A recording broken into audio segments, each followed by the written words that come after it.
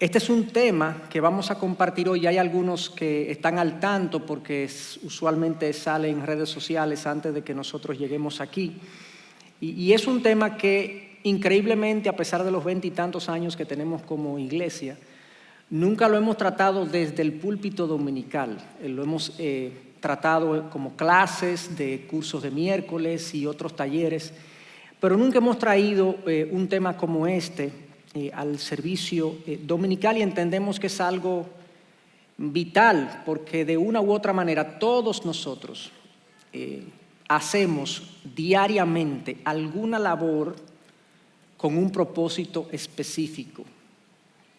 Remunerado o no, todos nosotros laboramos, trabajamos, y esa es la definición más básica del trabajo. Ese es el esfuerzo, la dedicación de energías y recursos con un propósito específico.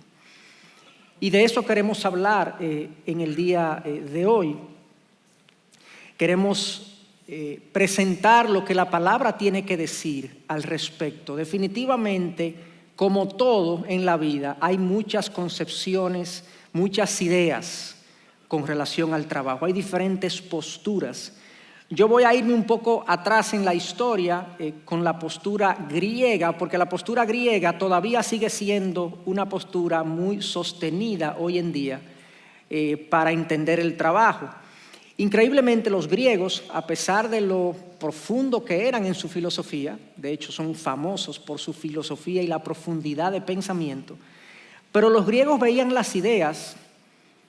veían el trabajo como una maldición de los dioses. El famosísimo filósofo Aristóteles llegó a decir, y esto es una cita de él, el desempleo, oigan lo que Aristóteles dijo, el desempleo es una calificación básica para una vida genuinamente valiosa.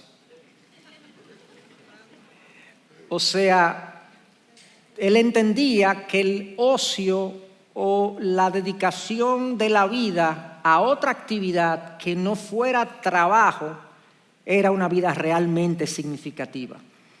Para el griego, sus dioses eran mentes impresionantemente brillantes, perfectas.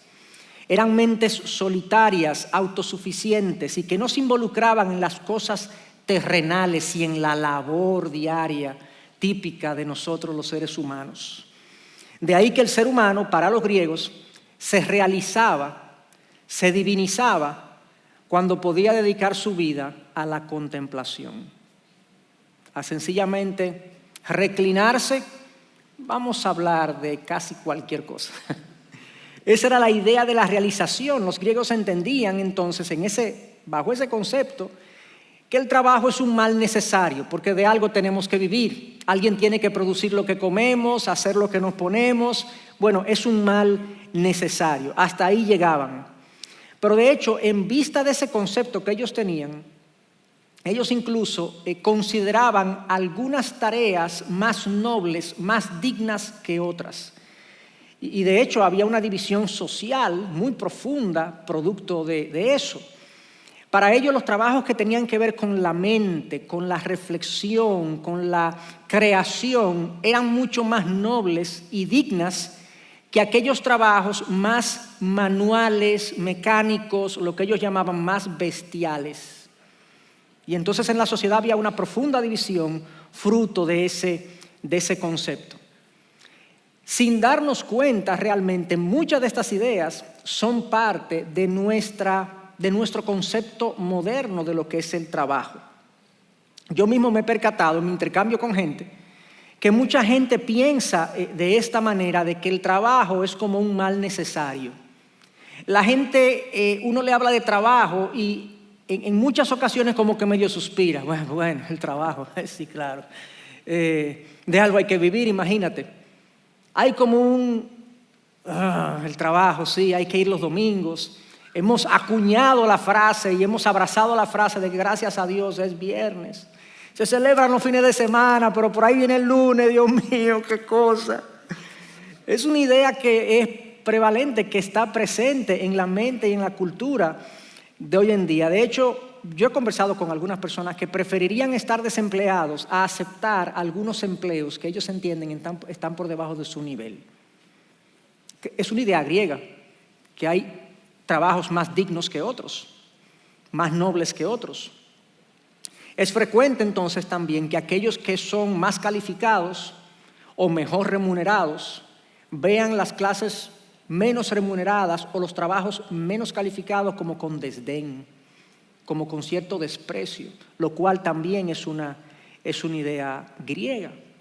Muchísima gente, y eso es muy típico en las redes sociales, entiende que el estado ideal de existencia para un ser humano es estar tranquilito, paseando, disfrutando de la buena vida, con mucho dinero y sin mucho que hacer. No me ataquen. Todo el que pone una imagen con un título abajo de estoy en el paraíso, ¿cuáles son esas imágenes? Las imágenes de las playas, de las palmeras, de las montañas. Típicamente el ser humano asocia paraíso a inactividad. ¿O no? Yo nunca he visto a alguien que dice estoy en el paraíso en un escritorio sentado. O frente a un grupo de clientes atendiéndolo. O frente a un grupo de muchachos que están en un colegio, una maestra, estoy en el paraíso, estoy formando carácter. Nadie habla del paraíso en un escenario de trabajo. Es una idea que viene de muy atrás, es una idea que está presente todavía y es una idea que a la luz de la Biblia contradice el concepto bíblico del trabajo. Y como todo en la vida, nosotros los hijos de Dios, nuestra manera de pensar no debe ser determinada por lo que la gente cree o las corrientes de pensamiento de este mundo creen, sino por lo que la palabra de Dios dice y establece. Y eso es lo que quisiéramos hacer en el día de hoy. ¿Qué dice la Biblia acerca del trabajo, de aquello que nosotros hacemos como labor diaria? Vuelvo y digo, sea remunerado o no. Y quiero hacer un paréntesis, una ama de casa que está en su casa invertida con sus hijos, laborando, invirtiendo esfuerzo, energía, dedicación, posiblemente más que cualquier otro trabajo que se hace fuera del hogar. Eso es labor, eso es trabajo también, que no es remunerado, monetariamente no es remunerado, pero hay una remuneración que se recibe por una madre invertida con sus hijos en la casa. Cierro el paréntesis. ¿Qué dice la Biblia acerca del trabajo?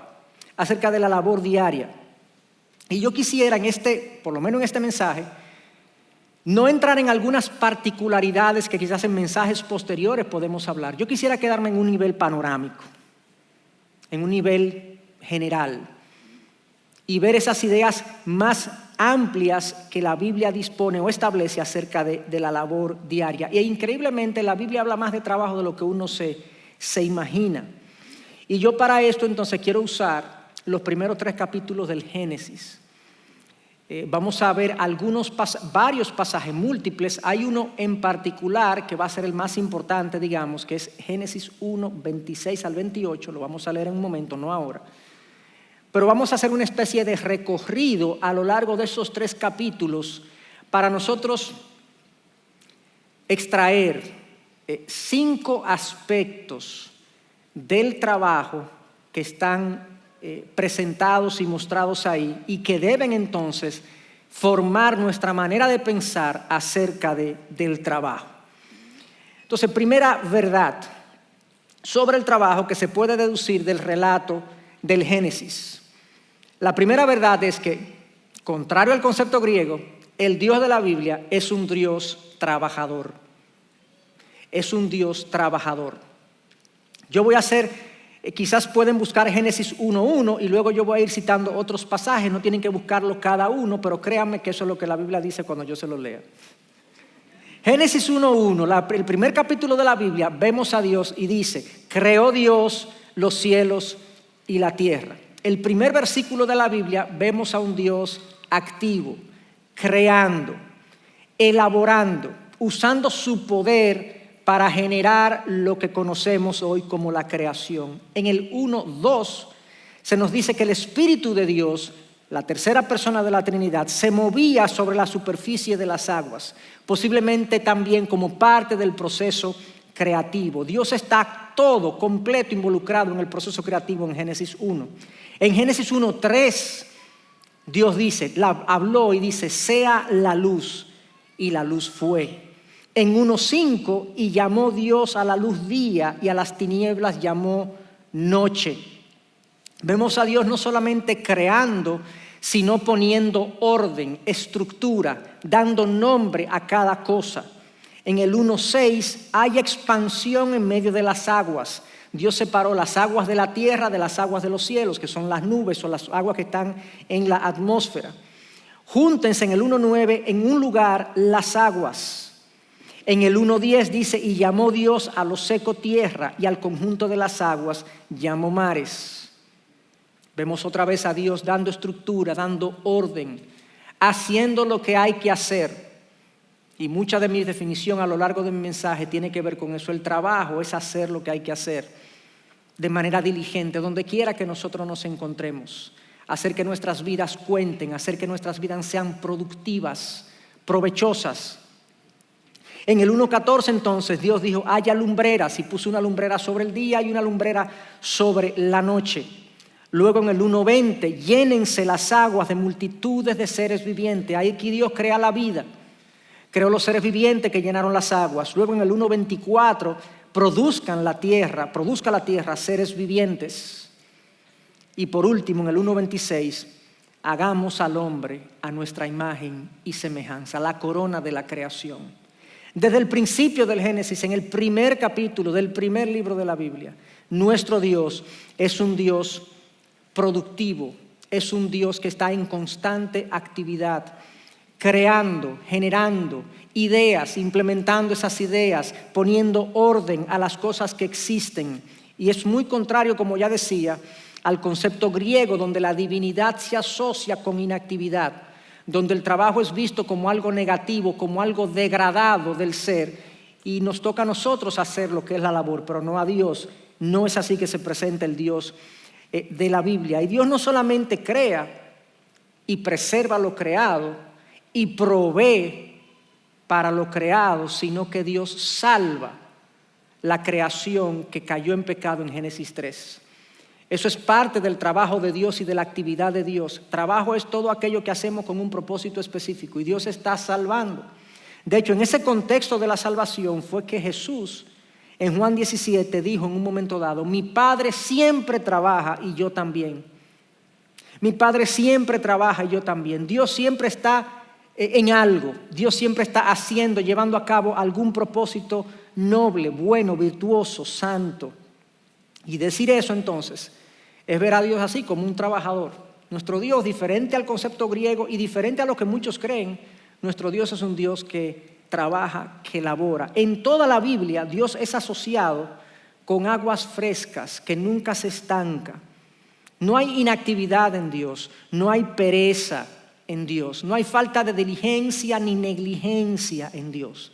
Dios no procrastina y Dios no pospone nada. Dios hace muchísimas cosas, las hace todas a tiempo y bien. Nuestro Dios es un Dios trabajador. Y en el cristianismo entonces, el ser humano se realiza no descansando, sino trabajando.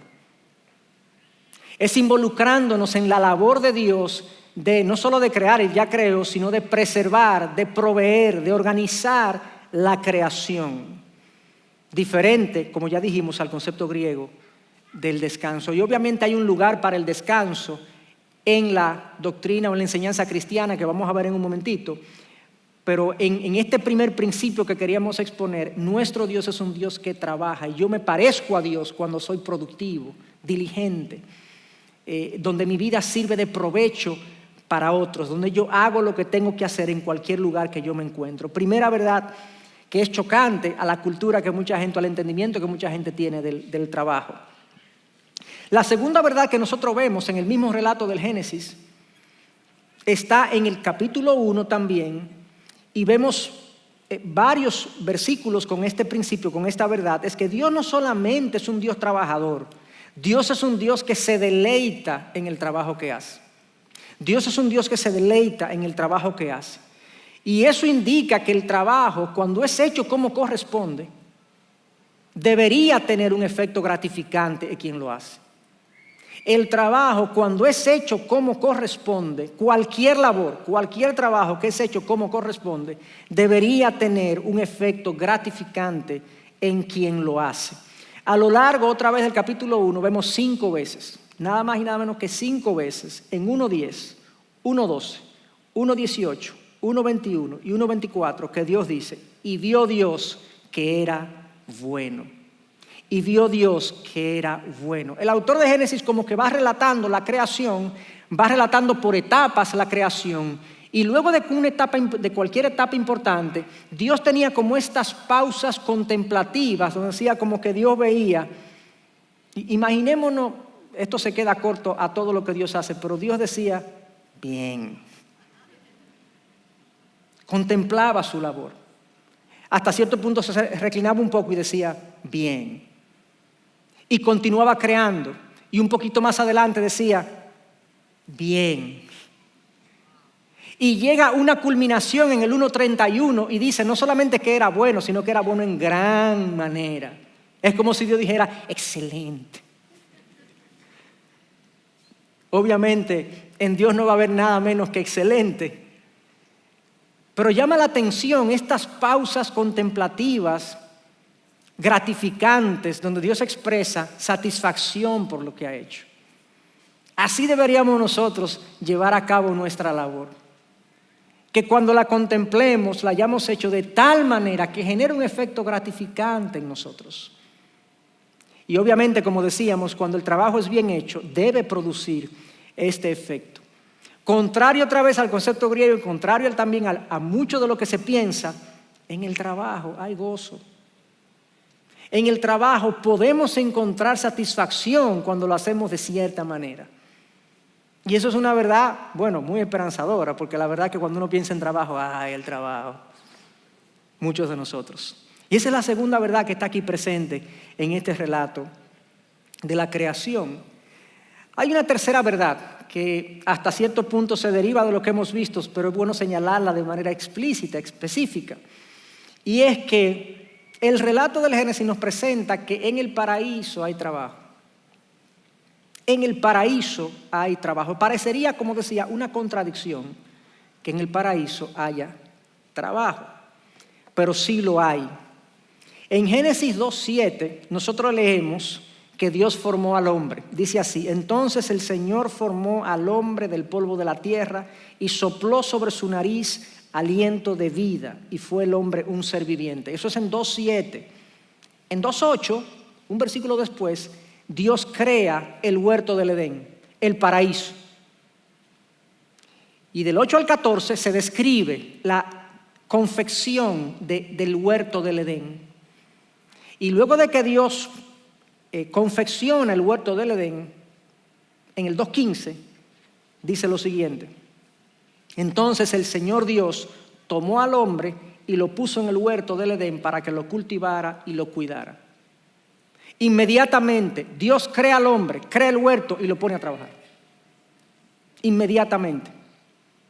A mí me hizo recordar el momento en que Dios crea a la mujer, porque en el 2:18 Dios está creando el hombre y en un momento dado dice, no es bueno que el hombre esté solo, le haré ayuda idónea, y viene y forma una mujer. Aquí parecería, no está así explícito en el texto, pero parecería que Dios crea al hombre, crea el huerto, inmediatamente Dios dice, no es bueno que el hombre esté ocioso, lo pongo a trabajar. El trabajo es bueno para el ser humano, es parte del paraíso, es parte de una vida plena. El ser productivo, el aprovechar mis recursos y mis energías en algo de provecho, es algo que forma parte del diseño del ser humano. Y este autor, como decía hace un momentito, que se llama Ben, pero el apellido es muy complicado de mencionar, Ben Wilfredson. Esa no es así. Alguien me dijo ahorita, no, pero hay una aplicación que tú vas y buscas la pronunciación. Digo yo, no, pero déjalo así porque se siente gracioso. Ben dijo Está claro que el plan de Dios siempre incluyó a seres humanos trabajando, o más específicamente, viviendo en un ciclo constante de trabajo y reposo, trabajo y reposo, trabajo y reposo. No vamos a hablar del reposo hoy, pero ojo, el reposo es bueno. Es necesario, es absolutamente necesario para una buena vida de trabajo y de productividad. Tim Keller, ese sí lo sé pronunciar, dice que el trabajo es una necesidad humana como cualquier otra, tanto como el alimento, como el descanso, como la amistad, como la oración y como la sexualidad. No es simplemente medicina, sino que es alimento para el alma. Sin un trabajo sentimos una profunda pérdida y un significativo vacío interno. Las personas que no pueden trabajar debido a razones físicas o de otro tipo descubren rápidamente cuánto lo necesitan para prosperar emocional, física y espiritualmente. Y está documentado a nivel médico que trabajar por el mayor tiempo posible, por la mayor cantidad de años posible, es la mejor prevención de muchísimas enfermedades asociadas a la vejez. El retiro en la Biblia no existe, a menos que no sea por razones de fuerza mayor. El hombre fue diseñado para trabajar. Y cuando digo el hombre, el ser humano fue diseñado para trabajar. Y cuando digo trabajo, no es solamente un empleo que me paguen, es ser productivo. Es buscar algo donde yo pueda vertir mis dones, mis talentos, mis capacidades y mi tiempo en beneficio de la creación de Dios. Esa es la idea. El no trabajo afecta profundamente al ser humano porque hemos sido diseñados para él. Y eso es una verdad fundamental que nosotros debemos entender. Hay una cuarta verdad, otra vez en el mismo relato, capítulo 1 del Génesis, y ahora ese es el versículo, más extenso que voy a leer del mensaje. La cuarta verdad es que el trabajo es un llamado de Dios, es una encomienda de Dios. Es una responsabilidad que Dios ha puesto sobre nuestros hombros. Dios llamó al hombre a trabajar. No solamente Dios trabaja, no solamente Dios se deleita en lo que hace. No solamente, como ya dijimos, el trabajo se supone que es parte del paraíso y parte de mi plenitud. No, es que el trabajo es un llamado que yo estoy supuesto a hacer porque Dios quiere que yo haga cosas específicas en su creación. Yo tengo un rol que jugar. Es como una película, vamos a decirlo así, es una película en la que yo recibo un rol, un papel. Mira, tú tienes que entrar ahí, ese es tu guión. Eso es lo que tú tienes que hacer. Lee tu guión, apréndetelo y juega el papel, el rol que se te ha dado en esta creación. Así lo ve la palabra. Entonces en Génesis 1, 26 al 28, leemos lo siguiente. Y dijo Dios, hagamos al hombre a nuestra imagen, conforme a nuestra semejanza. Es un versículo muy famoso, ¿no? Y ejerza dominio sobre los peces del mar, sobre las aves del cielo, sobre los ganados, sobre toda la tierra y sobre todo reptil que se arrastra sobre la tierra. Dios creó al hombre a imagen suya. A imagen de Dios lo creó, varón y hembra los creó. Dios crea al ser humano en sus dos géneros. Y estos dos géneros son capaces de reflejar en parte lo que Dios es. Somos hechos a imagen y semejanza de Dios. Somos lo más parecido a Dios. No somos dioses, pero somos lo más parecido a Dios en la creación. Porque sabemos que los cielos anuncian la obra de sus manos. Sabemos, como cantamos en la canción, que los vientos, las rocas, los animales también hablan de la gloria de Dios, del poder de Dios, de la sabiduría de Dios. Pero nada como el hombre refleja la imagen de Dios. Y una de las formas y de los aspectos en el que nosotros reflejamos esa imagen es con nuestra labor productiva, con nuestro trabajo, con aquello que aportamos. El león es león y es parte de la fauna y es parte de la creación y él mata para comer y demás, pero él no sabe en su mente que él está buscando un propósito ulterior de glorificar a Dios. Nosotros sí. Y eso es algo extraordinario. Entonces en este pasaje Dios crea al hombre a su imagen y semejanza y luego de que los crea, dice, Dios los bendijo y les dijo, sean fecundos y multiplíquense, llenen la tierra y sométanla, ejerzan dominio sobre los peces del mar, sobre las aves del cielo y sobre todo ser viviente que se mueve sobre la tierra. Este pasaje es lo que se conoce en teología como el mandato cultural. Eso fue lo que Dios le dijo al hombre que hiciera. Haz esto. Te creé a mi imagen y semejanza. Ajá, y ahora, Señor, bueno, tú lo que vas a hacer es, tú vas a ser fecundo, te vas a multiplicar, vas a llenar la tierra y la vas a someter, la vas a sojuzgar, como dice la Nueva Traducción Viviente, la vas a gobernar en mi nombre, para tu beneficio, pero en representación mía. Y aquí hay dos componentes claramente en este mandato cultural. Uno, sean fecundos y multiplíquense, crezcan, y eso tiene múltiples implicaciones del trabajo, vamos a ver ahora. No es solamente tengan hijos, implica tener hijos, pero no es solo eso. Y la segunda parte del mandato cultural es sometan la tierra, gobiernen la tierra, sojuzguen la tierra. Estos dos componentes unidos es lo que Dios nos ha dicho que hagamos. Y la mejor explicación que encontré del mandato cultural lo da esta autora, Nancy, sí lo sé pronunciar, Pearcey, en su libro Total Truth. Ella dice, en Génesis, Dios da lo que podríamos llamar la primera descripción de trabajo que podemos ver.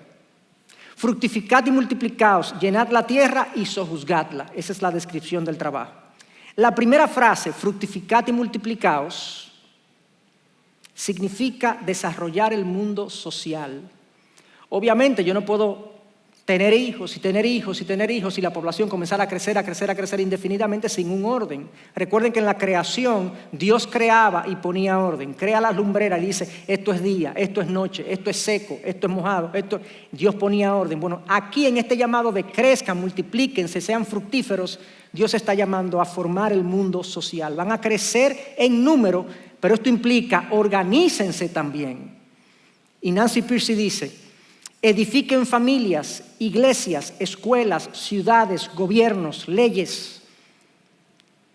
Fructifíquense, sean productivos, crezcan. Y la segunda frase, sometan la tierra, gobiernen la tierra, sojúzguenla, dice Pearcey, significa aprovechar el mundo natural para el beneficio del hombre. Obviamente con moderación, con criterio de conservación. Esto implica, dice Pearcey, planten cultivos, construyan puentes, diseñen computadoras, compongan música. Este pasaje es lo que se llama el mandato cultural, porque nuestro propósito original era eso, crear cultura, construir civilizaciones, nada menos que eso. Las implicaciones de ese pasaje de mandato cultural y de lo que Pearcey está diciendo son múltiples. Esto implica, dentro de este mandato, esto implica múltiples aspectos acerca del trabajo. Y yo quisiera mencionar por lo menos algunos de esas implicaciones. En primer lugar, claramente el mandato implica que Dios nos quiere trabajando. Vamos, crezcan, multiplíquense, organícense, sometan la tierra, produzcan, generen, sean productivos. Yo los quiero trabajando. El trabajo es para el hombre como el agua es para el pez. Es su ambiente natural. Un hombre sin trabajo es como un pez fuera del agua. Se siente como raro, se siente como incómodo. El hombre está diseñado para ser productivo. Un hombre trabajando, siendo productivo, es un hombre que se siente hasta cierto punto con cierta plenitud. Es por eso que en la Biblia, a lo largo de la palabra, la pereza es condenada. La falta de diligencia es reprendida. La negligencia no se ve bien, es pecaminosa. Me encanta cuando se habla del libro del profeta Daniel, que en un momento dado se habla de su vida y dice que no se halló en su vida, en su desempeño, ninguna corrupción ni ninguna negligencia. Lo contrario a negligente es diligente. El diligente hace lo que tiene que hacer cuando toca hacerlo. Dios es un Dios diligente. De hecho, este pasaje de Génesis 1, 26 al 28, donde está el mandato cultural, lo busqué en una traducción que se conoce como el mensaje o the message. Y la parte que dice sojuzgad la tierra, gobernar la tierra, oigan cómo lo traduce. Take charge, como háganse cargo, hagan lo que tienen que hacer. Cuando tú te ves en un escenario donde, ya sea en tu casa, ya sea fuera de tu casa, en cualquier ambiente, ¿qué hay que hacer? ¿Para qué? Para cuidar, para proteger, para proveer, para suplir, para que esta sociedad florezca de alguna manera. ¿Cómo puedo contribuir? La actitud constante del creyente, del Hijo de Dios, es cómo puedo contribuir, cómo puedo aportar en mi casa, fuera de mi casa, en cualquier ambiente que yo me desempeñe. Porque el ser humano está hecho para eso, para ser productivo, para ser fructífero. Dios es un Dios que lo hace constantemente. Y eso es lo primero que nosotros podemos ver de este mandato cultural. Dios nos quiere trabajando. Por eso, como decía, la Biblia condena la pereza, la negligencia. De hecho, Pablo llegó al punto en 1 de Tesalonicenses 3:10 a decir lo siguiente: si alguien no quiere trabajar, que tampoco coma. Wow. Uno lo ve así, uno dice, el pastor Pablo dijo que el que no quiere trabajar, que no coma. Duro eso. Y él añade en el próximo versículo: porque oímos que algunos de ustedes andan desordenadamente sin trabajar. Pablo asocia la vida sin trabajo, poco productiva, la vida negligente, el que está echado, como una vida desordenada. No se supone que vivamos así, no se supone que hemos sido creados para eso. Pero en adición a eso, a que Dios nos quiere trabajando, el mandato cultural también implica que no importa cuál es tu labor y tu rol y tu tarea, no hay tarea pequeña si contribuye con algo en esta vida. No hay tarea pequeña. El mandato cultural dignifica la labor humana, la gestión humana, la diligencia humana, siempre que se haga con el objetivo de contribuir de alguna forma con el florecimiento humano. Eso fue lo que a los reformadores en el siglo XVI, Martín Lutero, luego un poco más adelante Calvino, les chocaba de la enseñanza que hasta esa época se tenía acerca del trabajo.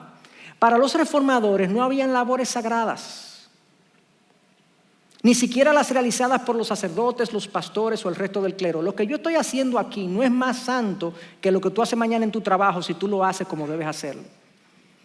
Yo he sido llamado aquí, tú has sido llamado allí. Dios tiene su lugar para cada quien. Cada quien tiene su rol, su guión. Hazlo como te corresponde. Ellos entendieron, los reformadores, correctamente, que todo ser humano tiene una vocación, tiene un llamado o alguna labor en particular para unirse a Dios en su objetivo de desarrollar y preservar la creación. En este sentido, hermanos, doctores, ingenieros, carpinteros, camareros, maestros, comerciantes, electricistas, plomeros, amas de casa, presidentes y ministros están haciendo una labor divina. Sin duda que esto le imprime a la labor diaria una dignidad que elevaría el alma de quien así lo percibe, decía Martín Lutero. ¿Qué es entonces el trabajo para Dios? Otra cita de Martín Lutero. Sea en el campo, en el jardín, en la ciudad, en la casa, en la guerra o en el gobierno, sino esa participación que un padre le da a sus hijos en su labor para proveer sus dones y regalos. Estas son las vocaciones que nosotros hacemos, la tarea que nos toca hacer en esta creación, dice Lutero, son las máscaras de Dios detrás de las cuales Él quiere permanecer oculto, pero hacer todas las cosas. Yo cuando leí esa frase me inspiró, digamos, me conmovió verlo de esa manera. Yo estoy aquí, estoy haciendo una labor de Dios. Si estoy contribuyendo de alguna manera con el bienestar, con el crecimiento de la creación, con la conservación de la creación, sean personas, sean cosas, pues yo contribuyo de esa manera con lo que Dios está haciendo en este mundo. Cualquier hombre que sea capaz de verse así, de verse como un trabajador de parte de Dios, obviamente que sus niveles de satisfacción y de plenitud en lo que hace van a crecer muchísimo.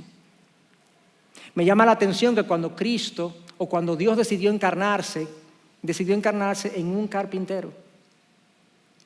Cristo fue 30 años un carpintero y decían, ese no es el hijo de José, el carpintero, y Jesús mismo era un carpintero. Y yo pensaba que wow, finalmente encontré un ebanita que cumple, porque Cristo era un ebanista, Jesús fue un ebanista. qué mesa, qué silla, qué puerta hacía Jesús. ¿Ustedes se imaginan? Hasta los 30 años, él estaba en el centro de la voluntad de Dios, siendo ebanista. ¿No le llama la atención eso? Ese era su rol. En los primeros 30 años ese fue su rol. Y después Dios lo llamó al ministerio. Perdónenme los ebanistas.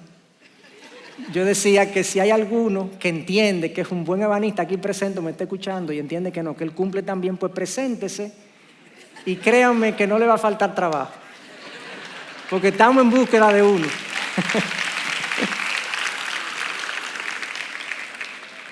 Bueno, la quinta verdad que nosotros vemos en el relato de la creación: Dios trabaja, Dios se deleita en lo que trabaja. El trabajo es parte del paraíso, parte de la plenitud del hombre. Es un llamado de Dios para yo hacer un rol específico, pero no todo es color de rosa. El pecado entró en el mundo. Y en Génesis 3, nosotros vemos que el pecado hizo estragos. Estragos. Rompió o fracturó la relación que el hombre tenía con Dios. Introdujo distancia, desconfianza y recelo y conflicto en la primera pareja. Trajo al ser humano las experiencias del temor y de la vergüenza, algo que no se había experimentado antes, una vida miserable, por así decirlo, una experiencia miserable. Implicó que el ser humano ahora tiene una inclinación natural a vivir opuesto a Dios. Todo eso es el pecado. Y como si todo eso fuera poco, la mujer ahora da a luz con dolores y el hombre ahora le toca trabajar con dificultad y sudor. El trabajo fue, al igual que toda la existencia humana, también fue afectada por el pecado. Y es como decir, el trabajo hizo el trabajo trabajoso, complicado. No es fácil trabajar por ese motivo. No es que el trabajo pierde su dignidad, como ya vimos. No es que el trabajo nos acerca a Dios, como ya vimos. No es que es un rol que nos toca hacer, como ya vimos. Pero sí, el trabajo tiene sus dificultades. Y es bueno decirlo al final del mensaje, porque tenemos que ajustar nuestras expectativas y tenemos que pensar entonces de qué manera el Evangelio de Jesucristo, Cristo se hizo presente, se encarnó, Dios, vino en forma de hombre, murió en la cruz y ahora hay un camino para nosotros pecadores llegar a Dios por el perdón de los pecados que obtenemos en Cristo. Pero entonces ahora ese Evangelio tiene un impacto no en el trabajo que es caído, pero sí en el trabajador. El Evangelio de Cristo cambia el trabajador.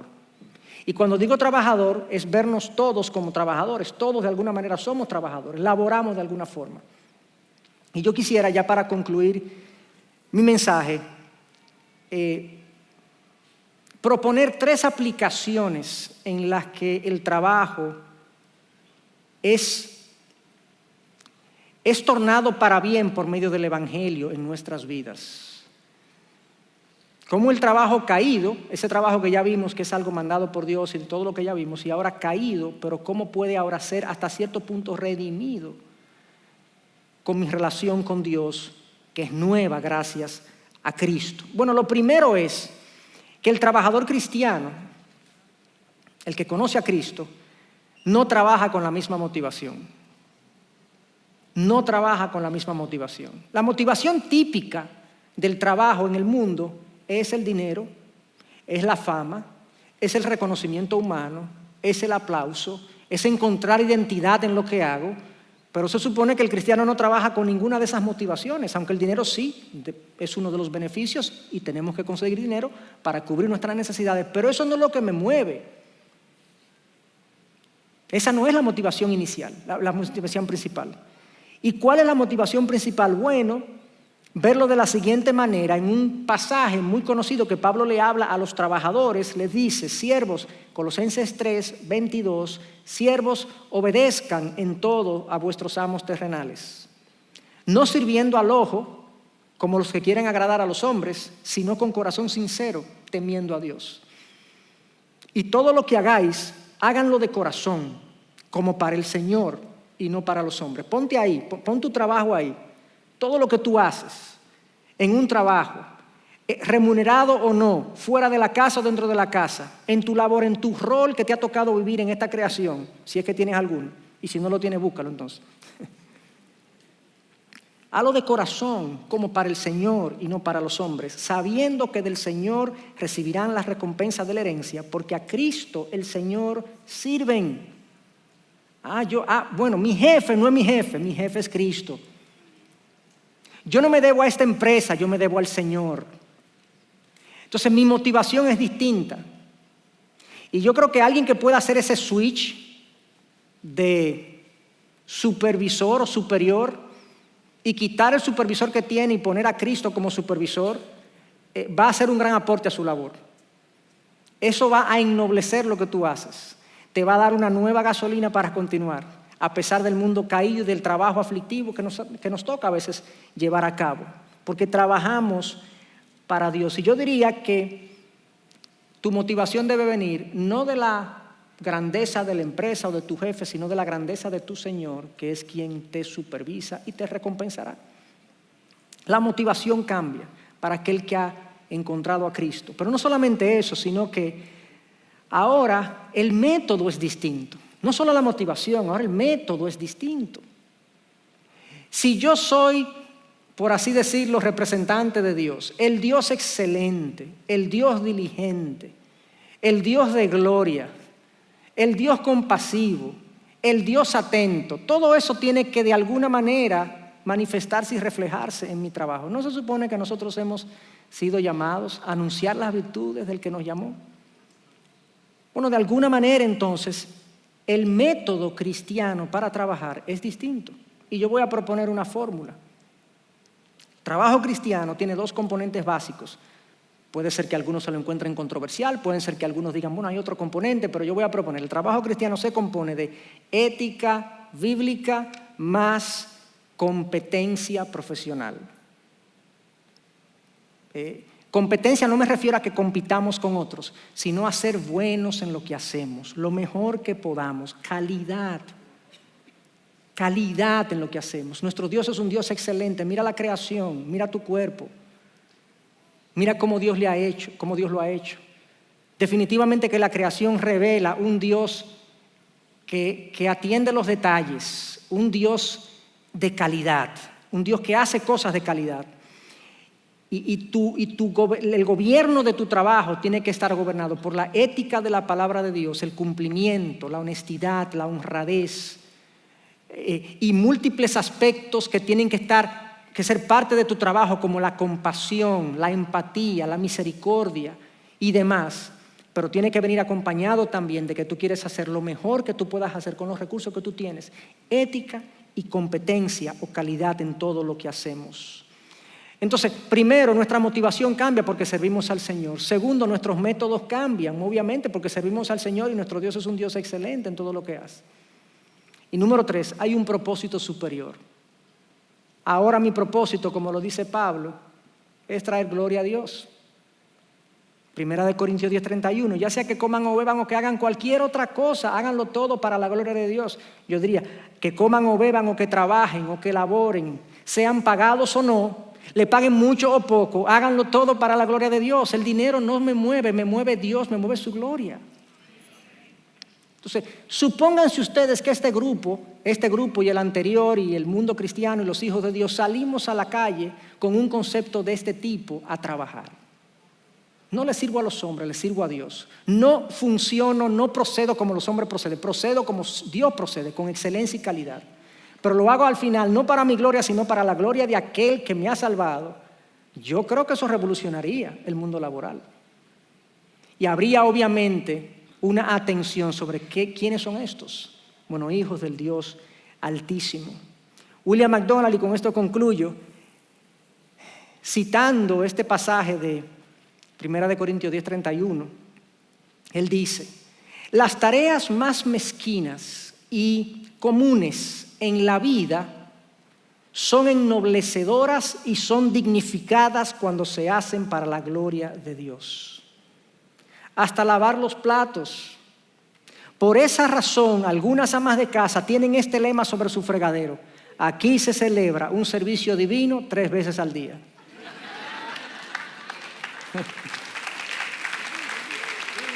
Así es. Entonces, que el Señor nos dé esta manera de pensar acerca de lo que hacemos. No es casual que tú hagas lo que haces. No estás ahí por accidente, tienes un rol que jugar, tienes un Señor al que rendir cuentas, tienes una forma de hacer lo que es la palabra te indica y tienes al final alguien a quien apuntar, porque lo que tú hagas o glorifica o trae vergüenza al nombre de nuestro Dios. De hecho, esto no está en el guión, pero Pablo le decía a los empleados o trabajadores en un momento dado, trabajen de tal manera que su labor embellezca el evangelio de nuestro Señor Jesucristo. Que adornen la doctrina de nuestro Salvador, es la frase que él utiliza. Que yo trabaje de una manera que yo, ya de por sí, ¿cómo yo voy a embellecer el evangelio de Jesucristo? ¿Cómo es posible que yo lo pueda embellecer? Bueno, Pablo dice que sí, que hay una forma de trabajar que trae belleza, maquilla, cosmeo es la palabra en el original, embellece el evangelio de mi Señor. Así quiera Dios que nosotros trabajemos cada día.